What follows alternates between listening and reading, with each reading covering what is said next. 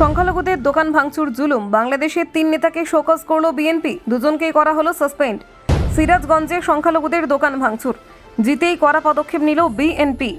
চাঁদাবাজির অভিযোগে 3 নেতার শোকজ, দুজন সাসপেন্ড, বার্তা স্পষ্ট তারেকের। ক্ষমতায় এসে শৃঙ্খলার চাবুক, সিরাজগঞ্জ কাণ্ডে নড়েচড়ে বসল বিএনপি। সরকার গঠনের আগেই করা বার্তা, আইন ভাঙলে রেয়াত নয়। সংখ্যালঘুদের দোকান ভাঙচুরে জড়িত অভিযোগ, দৃষ্টান্ত স্থাপন করতে চাইছে বিএনপি।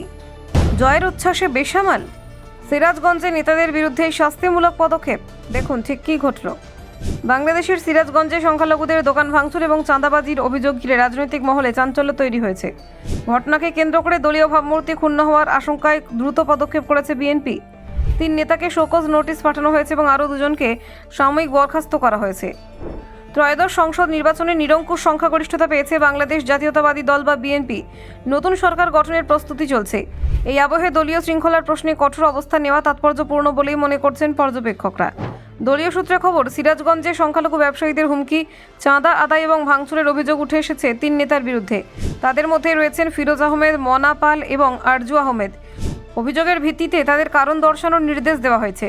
জেলা বিএনপির সাধারণ সম্পাদক জানিয়েছেন, শৃঙ্খলা ভঙ্গের অভিযোগ প্রমাণিত হলে আরও কড়া ব্যবস্থা নেওয়া হবে। দলের ভাবমূর্তি রক্ষায় কোনো রকম আপোষ করা হবে না বলে স্পষ্ট করা হয়েছে। নতুন সরকারের দায়িত্ব নেওয়ার আগে এমন বার্তা গুরুত্বপূর্ণ বলে মনে করা হচ্ছে। এছাড়া সিরাজগঞ্জের আরও 2 নেতা শিহাব মণ্ডল এবং মোস্তাফিজুর রহমান মণ্ডলকে সাসপেন্ড করা হয়েছে। অভিযোগ, ভোটের সময় তারা ভোটারদের ভয় দেখিয়েছিলেন এবং অস্ত্র নিয়ে এলাকায় ঘুরেছেন। স্থানীয় থানায় অভিযোগ দায়ের হওয়ার পরে দলীয় ব্যবস্থা নেওয়া হয়। ভোট পরবর্তী সময়ে বাংলাদেশের বিভিন্ন জেলা থেকে হিংসার খবর মিলেছে। রাজনৈতিক সংঘর্ষ, প্রতিহিংসার ঘটনায় পরিস্থিতি উত্তপ্ত। পিরোজপুরে 2 বিএনপি নেতার উপর হামলার অভিযোগও সামনে এসেছে। এই পরিস্থিতিতে নতুন প্রধানমন্ত্রী হিসেবে দায়িত্ব নিতে চলেছেন তারেক রহমান। নির্বাচনী প্রচার থেকে তিনি দেশের স্বাভাবিক পরিস্থিতি ফিরিয়ে আনার প্রতিশ্রুতি দিয়েছেন। আইন শৃঙ্খলা পুনরুদ্ধার তার সরকারের প্রধান অগ্রাধিকার বলে মনে করা হচ্ছে। 2024 সালের 5ই আগস্ট তৎকালীন প্রধানমন্ত্রী শেখ হাসিনা পদত্যাগ করে ভারতে আশ্রয় নেন। এরপর থেকে বাংলাদেশের রাজনৈতিক পরিস্থিতি অস্থির হয়ে ওঠে। আইন শৃঙ্খলার অবনতির অভিযোগে বারবার সামনে এসেছে।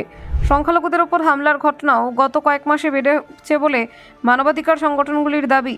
এই প্রেক্ষাপটে সিরাজগঞ্জের ঘটনা বিশেষভাবে নজরে এসেছে। আন্তর্জাতিক মহলে বিষয়টি নিয়ে আলোচনা শুরু হয়েছে। ভারত সরকার প্রতিবেশী দেশের পরিস্থিতি নিয়ে উদ্বেগ প্রকাশ করেছে একাধিকবার।